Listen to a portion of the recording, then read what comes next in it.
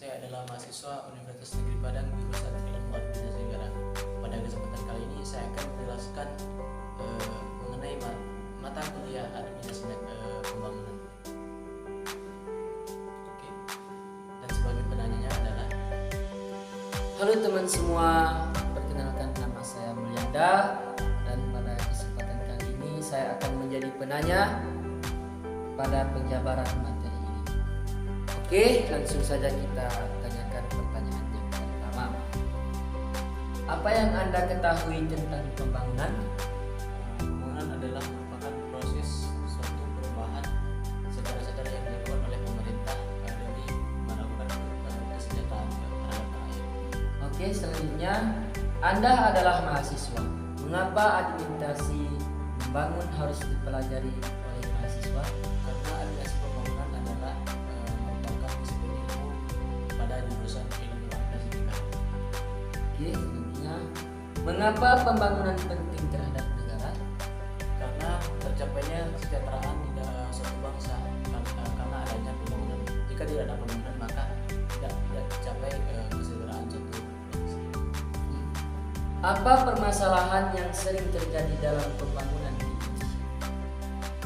Yang saya ketahui permasalahan yang sering terjadi di dalam pembangunan Indonesia adalah salah satunya adalah mandek dana, terus korupsi dan sengketa tanah. Oke. Mengapa pembangunan di Indonesia masih jauh dari yang diharapkan? Apakah pemerintah tidak menggunakan sistem dalam melakukan pembangunan? Sebenarnya pemerintah sudah melakukan sistem dalam pelaksanaan pembangunan, namun terjadi beberapa faktor seperti misalnya faktor korupsi yang saya jabarkan tadi, korupsi ataupun mandek dana ataupun tidak sesuai dengan masyarakat atau lingkungan. Oke, selanjutnya jelaskan menurut saudara apa perbedaan administrasi pembangunan dan pembangunan administrasi? Menurut saya, administrasi pembangunan adalah merupakan suatu kegiatan ataupun pelaksanaan pembangunan yang dilakukan oleh pemerintah. Sedangkan pembangunan administrasi adalah merupakan proses di dalam pembangunan yang dilakukan oleh pemerintah. Oke, selanjutnya analisis menurut saudara mengapa negara Indonesia masih tergolong negara berkembang padahal negara Indonesia juga melakukan pembangunan. Apa masalahnya? Seperti yang kita ketahui bersama bahwa negara berkembang terjadi karena yang pertama adalah faktor kolonialisme ataupun penjajahan, terus rendahnya pendapatan per kapita suatu negara, makanya negara Indonesia tergolong di dalam negara berkembang. Oke, selanjutnya jelaskan secara singkat menurut saudara tentang konsep dasar dalam pembangunan. Konsep dasar dalam pembangunan adalah merupakan ada dua, yaitu pembangunan administrasi dan administrasi pembangunan. Selanjutnya jelaskan menurut saudara apa saja ruang lingkup administrasi pembangunan. Ruang lingkup administrasi pembangunan adalah administrasi pembangunan itu sendiri dan pembangunan administrasi yang dilakukan oleh pemerintah. Jelaskan menurut saudara apa itu perencanaan. Perencanaan adalah merupakan proses awal di dalam suatu pembangunan, yakni berupa ide gagasan pokok di dalam sebelum melakukan pembangunan. Oke. Bagaimana menurut saudara tentang apa perbedaan negara berkembang dan negara maju? Negara berkembang adalah negara yang pendapatan per kapitanya rendah, dan negara maju adalah negara yang pendapatan per kapitanya adalah tinggi, seperti misalnya Amerika, Cina, Singapura dan lain-lain.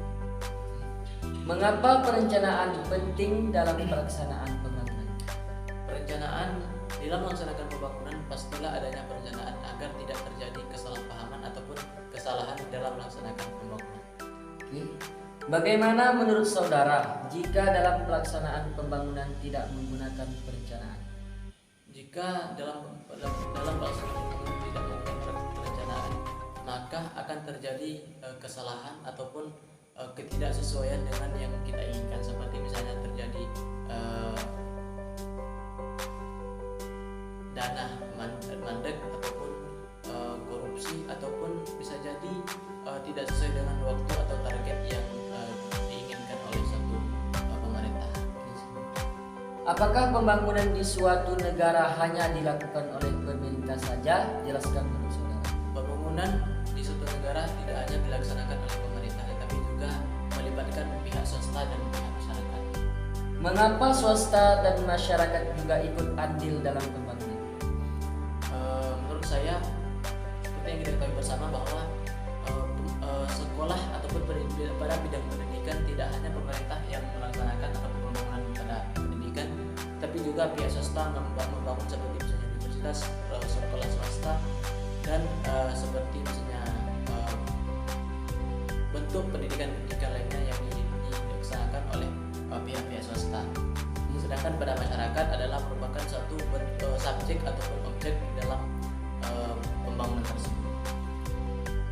Menurut saudara, apa sasaran dari administrasi pembangunan? Sasaran administrasi pembangunan adalah menurut saya adalah untuk mencapai atau tercapainya pembangunan di Indonesia demi kesejahteraan bangsa Indonesia atau rakyat masyarakat. Apa tantangan pemerintah dalam melaksanakan pembangunan? Tantangan pemerintah dalam melaksanakan pembangunan seperti misalnya keanekaragaman tenaga kerja, terus tidak ada perencanaan, dan terjadi kesalahpahaman ataupun biaya, waktu, dan tempatnya. Gitu. Analisis apa perbedaan dan persamaan pembangunan yang dilakukan oleh zaman Orde Baru dengan pemerintahan Jokowi sekarang? Menurut saya, pada pemerintahan Orde Baru mungkin lebih membangun pada keamanan gitu, militer. Sedangkan pada Jokowi sekarang tidak hanya keamanan, namun juga pada pihak ekonomi, pada bidang ekonomi, bidang pendidikan, dan bidang sosial lainnya. Mengapa faktor finansial penting dalam pembangunan? Bagaimana jika tidak ada faktor finansial dalam pembangunan, apa yang akan terjadi? Jelaskan menurut saudara. Finansial merupakan suatu bentuk ataupun satu yang harus ada dalam suatu bangunan, karena faktor finansial adalah penentu tercapainya pembangunan. Mengapa sering-sering terjadi penggelapan dana dalam pembangunan di Indonesia? Apa penyebabnya? Mungkin terjadinya penggelapan dana dalam pembangunan Indonesia karena adanya ketidak kontrol ataupun tidak ada pengawasan langsung oleh pemerintah dalam pembangunan tersebut. Sekalipun ada, mungkin terjadi perencanaan ada antara oknum-oknum di dalam pembangunan tersebut. Apa tantangan administrasi pembangunan yang Anda ketahui? Tantangan administrasi pembangunan seperti yang saya katakan tadi, adanya ketidaksamaan ke tenaga kerja, seperti ada yang muda, ada yang tua, terus adanya KKN tadi, korupsi dan yang bersama. Bagaimana pemerintah menghadapi tantangan tersebut? Cara pemerintah dalam menghadapi tantangan tersebut menurut saya mungkin lebih harus lagi melakukan pengawasan terhadap suatu pembangunan.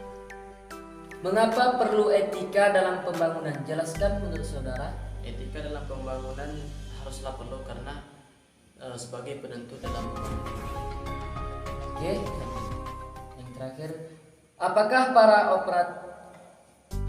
para aparatur pemerintahan sudah melaksanakan etika dalam melakukan pembangunan? ASN ataupun aparatur pemerintahan sudah melakukan pembangunan, namun juga masih terdapat kekurangan seperti tidak disiplin dan tidak melakukan tugas secara profesional. Mungkin itu yang dapat saya sampaikan dalam pembahasan materi administrasi pembangunan tersebut. Terima kasih atas perhatiannya. Assalamualaikum.